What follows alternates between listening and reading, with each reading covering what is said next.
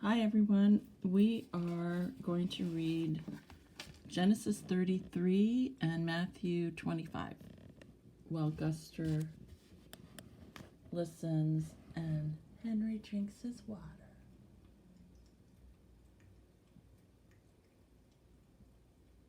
That's cute. Okay.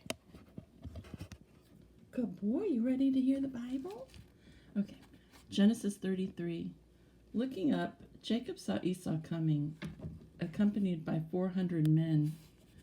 He divided the children among Leah, Rachel, and the two maids, putting the maids and their children first, Leah and her children next, and Rachel and Joseph last. I guess that kind of tells you his priorities. Anyway, that was just me, not the Bible. Okay. He himself went on ahead and bowed low to the ground 7 times until he was near his brother. Esau ran to greet him. He embraced him, and falling on his neck, he kissed him, and they wept. Looking about, he saw the women and the children. Who, he asked, are these with you? He answered, the children with whom God has favored your servant. Then the maids with their children came forward and bowed low. Next, Leah with her children came forward and bowed low. And last, Joseph and Rachel came forward and bowed low. And he asked, what do you mean by all this company which I have met? He answered, to gain my Lord's favor. Esau said, I have enough, my brother. Let what you have remain yours. But Jacob said, no, I pray you, if you would do me this favor, accept from me this gift. For to see your face is like seeing the face of God, and you have received me favorably. Please accept my gift, accept my present, which has been brought to you. For God has favored me, and I have plenty. And when he urged him, he accepted. And Esau said, let us start on our journey, and I will proceed at your pace. But he said to him, my Lord knows that the children are frail, and that the flocks and herds which are nursing are a care to me. If they are driven hard a single day, all the flocks will die. Let my Lord go on ahead of his servant, while I travel slowly at the pace of the cattle before me, and at the pace of the children, until I come to my Lord in Seir. Then Esau said, let me assign to you some of the men who were with me. But he said, oh, no, my Lord is too kind to me. So Esau started back that day on his way to Seir. But Jacob journeyed on to Succoth and built a house. Maybe it's Succoth, probably not Succoth. That's probably a bad pronunciation. Succoth. Okay, let's see. It's Succoth. So let's just say,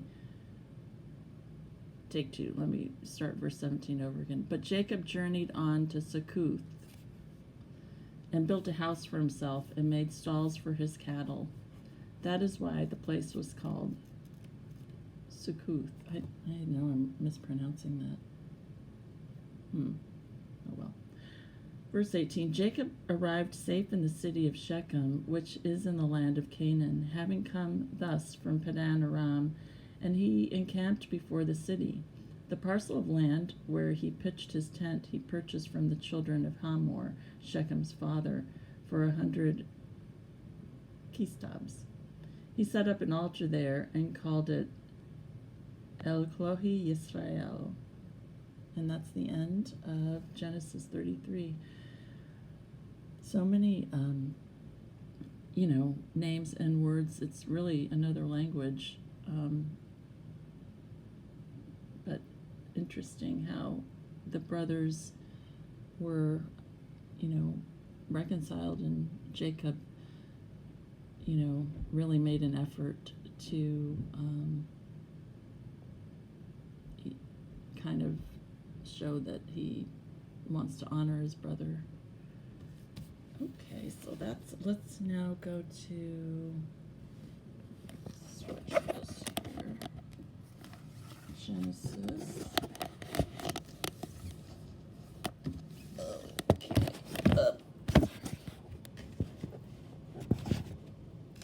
Okay, I'm sorry. We're going to go to... Oh, no, I lost my subject matter.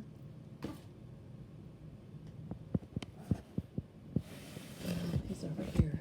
Okay, so let's read... Oh, he's standing on the word Guster. Did you want to read the Bible by yourself? Are you going to read? Oh, that's cute.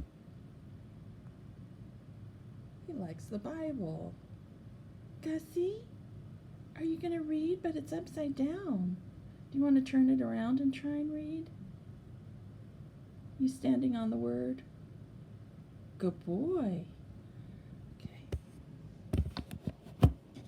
We'll let Guster stand on the word, and I'm going to read Matthew 25. Good boy.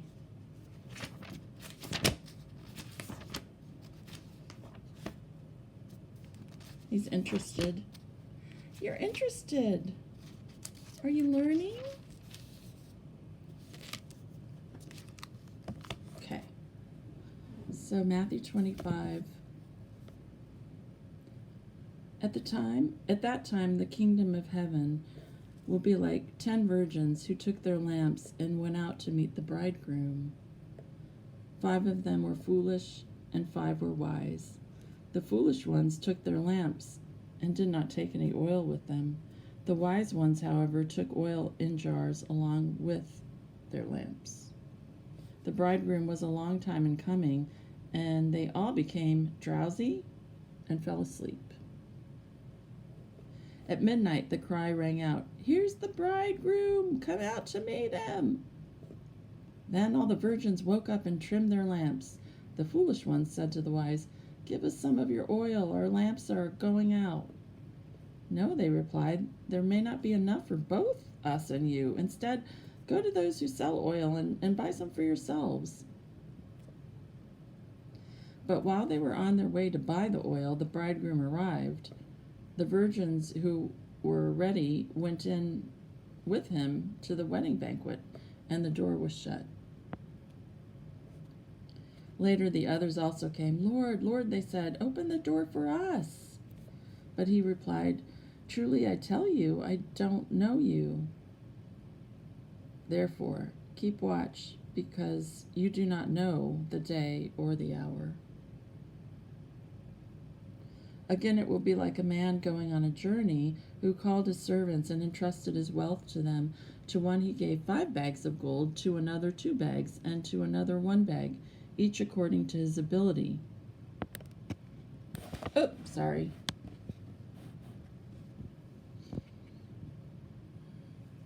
Let me adjust this here. Okay. Then he went on his journey. The man who had received 5 bags of gold went at once and put his money to work and gained 5 bags more. So also the one with 2 bags of gold gained 2 more. But the man who had received 1 bag went off, dug a hole in the ground, and hid his master's money. After a long time, the master of those servants returned and settled accounts with them. The man who had received 5 bags of gold brought the other 5. "Master," he said, "you entrusted me with 5 bags of gold. See, I have gained 5 more." His master replied, "Well done, good and faithful servant. You have been faithful with a few things. I will put you in charge of many things. Come and share your master's happiness." The man with 2 bags of gold also came. "Master," he said, "you entrusted me with 2 bags of gold. See, I have gained 2 more. His master replied, "Well done, good and faithful servant. You have been faithful with a few things. I will put you in charge of many things. Come and share your master's happiness." Then the man who had received 1 bag of gold came. "Master," he said, "I knew you were a hard man, harvesting where you have not sown and gathering where you have not scattered seed. So I was afraid and went out and hid your gold in the ground. See, here is what belongs to you." His master replied, "You wicked, lazy servant. So you knew that I harvest where I have not sown and gather where I have not scattered. seed. Well, then you should have put my money on deposit with the bankers so that when I returned, I would have received it back with interest. I lost Guster. Okay. Oh, well. Let's just finish this chapter. So, ooh, it's long. Okay. So take the bag of gold from him and give it to the one who has 10 bags, for whoever has will be given more, and they will have an abundance. Whoever does not have, even what they have will be taken from them. And throw that worthless servant outside into the darkness where there will be weeping and gnashing of teeth. I have to say that part, whenever the weeping and gnashing of teeth comes up, that's just me, not the Bible. It's like my least favorite part of the Bible. Lord, help me understand. That's all I can say. Okay, so when the Son of Man comes in his glory and all the angels with him, he will sit on his glorious throne. All the nations will be gathered before him, and he will separate the people from one from another. And as a shepherd separates the sheep from the goats, he will put the sheep on his right, and the goats on his left. Then the king will say to those on his right, "Come, you who are blessed by my Father, take your inheritance, the kingdom prepared for you since the creation of the world. For I was hungry, and you gave me something to eat. I was thirsty, and you gave me something to drink. I was a stranger, and you invited me in. I needed clothes, and you clothed me. I was sick, and you looked after me. I was in prison, and you came to visit me." Then the righteous will answer him, "Lord, when did we see you hungry and feed you, or thirsty and give you something to drink? When did we see you a stranger and invite you in, or needing clothes and clothe you? When did we see you sick or in prison and go to visit you?" The king will reply, "Truly I tell you, whatever you did for one of the least of these brothers and sisters of mine, you did for me." Then he will say to those on his left, "Depart from me, you who are cursed, into the eternal fire prepared for the devil and his angels. For I was hungry, and you gave me nothing to eat. I was thirsty, and you gave me nothing to drink. I was a stranger, and you did not invite me in. I needed clothes, and you did not clothe me. I was sick and in prison, and you did not look after me." They also will answer, "Lord, when did we see you hungry or thirsty or a stranger or needing clothes or sick or in prison and did not help you?" He will reply, "Truly I tell you, whenever you did not do for one of the least of these, you did not do for me." Then they will go away to eternal punishment, but the righteous to eternal life. Okay. End of Matthew 25. There was a verse I really liked. Verse 34. Then the king will say to those on his right, "Come, you who are blessed by my Father, take your inheritance, the kingdom prepared for you since the creation of the world." That's interesting because it's like before,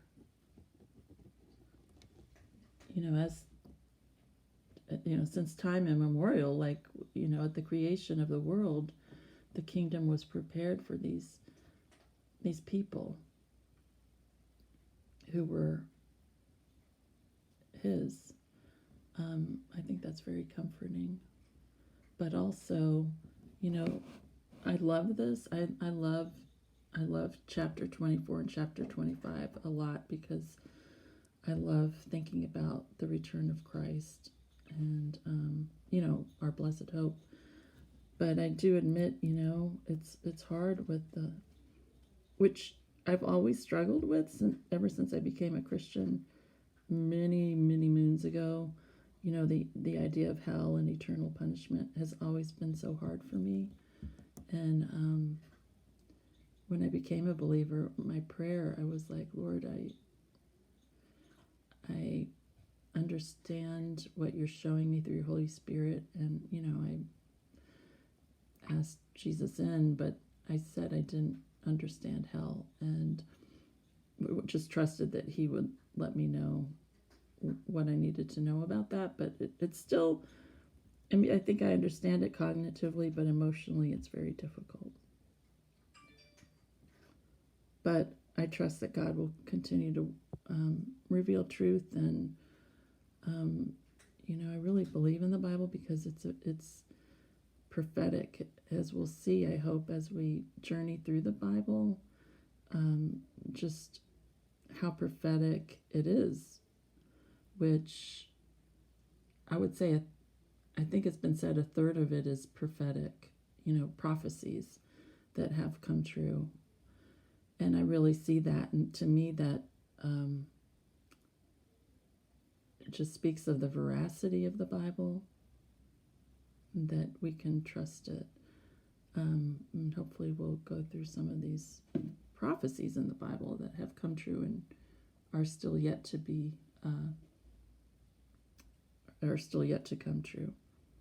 But obviously we're talking in this passage about the return of Christ, which is prophetic. Okay, that's all for now. There's a kitty. Guster, what are you doing? What do you think about the return of Christ, the Lion of the tribe of Judah? By the way, I'm very glad that Jesus identifies himself as a lamb and as a lion, because they're both really adorable creatures. All right, bye.